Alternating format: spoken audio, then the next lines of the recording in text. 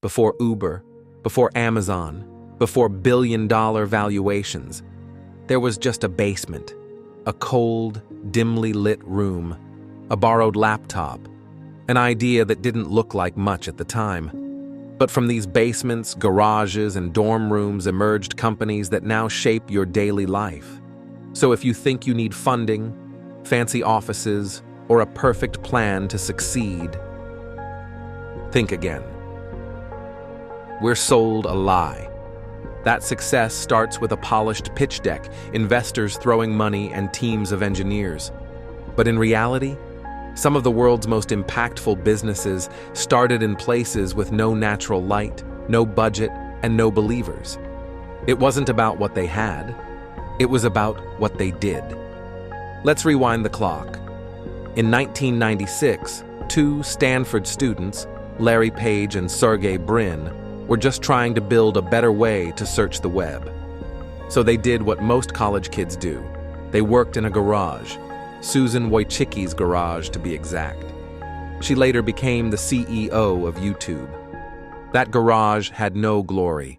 It had desks made of doors, extension cords draped over hooks, the kind of place you walk into and think, is this really where it all happens?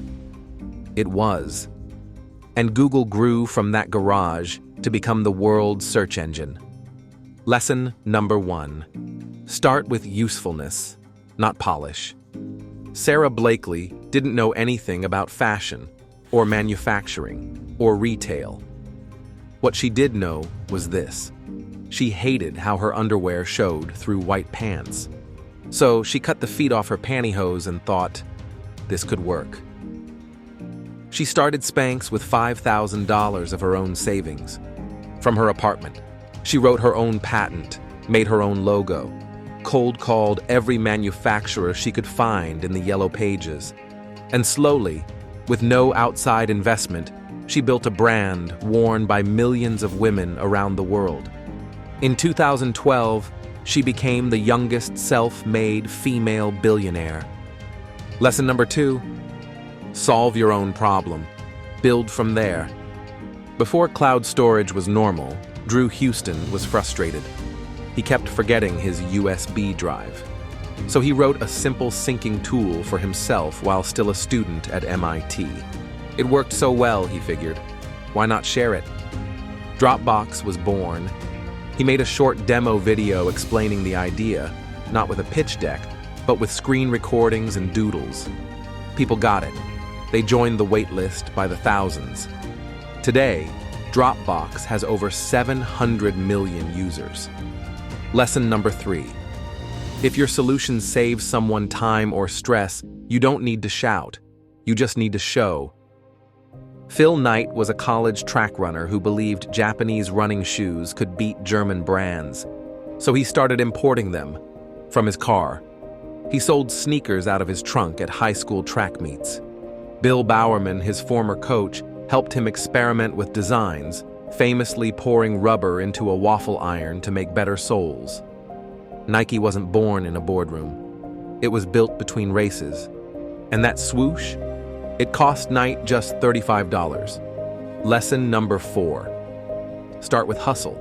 Design can catch up.